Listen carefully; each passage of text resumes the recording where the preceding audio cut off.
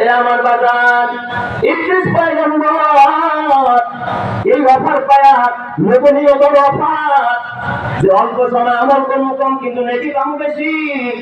ইদ্রিস পয়গম্বর ভিতরে একটু লোভ জাগলো, লালসা জাগলো। এটা সম্পদের লোভ না, দুনিয়ার বাবা গাড়ি বাড়ির লোভ না, এটা হলো নেকের লোভ, আল্লাহ তাআলার কাছে বেশি বেশি সওয়াব কামানোর লোভ। বলেন তো এটা প্রথম শ্রেণীর চিনিও ঠিক না ঠিক করে বেশি বেশি নেকি কামানোর লোভ, এটা ভালো না খারাপ? এটা ভালো একটা লোভ। ইদ্রিস পয়গম্বর চিন্তা করলো, আল্লাহ অফার দেখতে পাইলাম কিন্তু না জানি কখন যেন হায়াতটা শেষ হয়ে যায়, এই অফার তখন থাকবে না। দেখবেন কিছু কিছু আমাদের দেশের ব্যবসায়ীরা অফার পাইলে তখন নামাজও ভোলা যায়, তারাবির নামাজ ঈদের পরে পড়তে চায়, আসবে না নাই? আমার এক মুসলিম আমার মিরপুরে আমার ঈদের পরে ফ্রি, একেবারে ফ্রি। হুজুর একটা কথা বলি, কি কথা? হুজুর আমি তো শেষ দর্শকে তারাবি পড়তে পারি নাই, ওই তারাবিটাকে আমি এখন এই যে সাক্ষী রোজা রাখতেছে তার ভাষা আসি, এই যে সারুয়ালের 6 রোজা রাখতেছি না, এগুলোর লোকে আমি সেই তারাবি কাজা করতে পারবো। আমি তো হাজির সাহেব, আপনি জীবনে নামাজ কাজা করেন না, আপনি তারাবি পড়তে পারেন, কারণটা কি?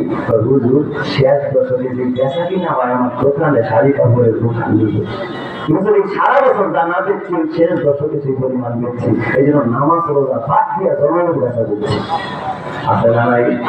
এই দোকান আছে না নাই? অফার পাইছে অফার। আল্লাহ পয়গম্বর ইদ্রিস আল্লাহ পাকি আনিয়ে সব পড়বি একটা পাবি ডাবল, রোজা রাখি একটা সব পাবি ডাবল। ইদ্রিস পয়গম্বর একদিন যখন তার কাছে আজরাইল আলাইহিস সালাম আসছে, আজরাইল লাগলো, বাবা আজরাইল দেখেন তো আমার হায়াতটা বাড়ানো যায়, কারণ যদি একটু হায়াত পাই তাহলে আরো কিছু ইবাদত করার সুযোগ পাবো। জোরে বলুন সুবহানাল্লাহ। বলেন তো হায়াতের মালিককে মালিক দৌলত এর হাসনাত কুছ নেহি কাম आएगा, माल दौलत इल्म हसमत कुछ नहीं कम आएगा, मौत जिस दिन आ जाए गर्दन पकड़ ले जाएगा। इद्रीस नबी क्या बोले? हजरत आजराइल के जिब्राइल पर আমার হায়াত কত? আপনারা বলেন মানুষের হায়াত কতদিন আছে? একমাত্র জানেন তিনি কে? এটা জিব্রাইল জানে না, আজরাইল জানে না। আজ জিব্রাইল ডাকিয়া কয়, ও ভাই ইদ্রিস আপনি কতদিন বাঁচবেন? এইটা এলেম আমার কাছে নাই, এই মন্ত্রণালয়ের দায়িত্ব হলো হযরতে আজরাইলের কাছে। হযরতে আজরাইল তো জমিনে নাই, আজরাইল থাকে চতুর্থ আসমানে। জোরে বলুন সুবহানাল্লাহ। এই কথা বলে জিব্রাইল চলে গেছে। এখন হযরতে ইদ্রিস পয়গম্বরের ভিতরে জানার বড় কৌতূহল, আমি কবে মরবো, আমি কতদিন বেঁচে থাকবো, কিভাবে আমার আমলি জিন্দেগি আর সুন্দর করবো।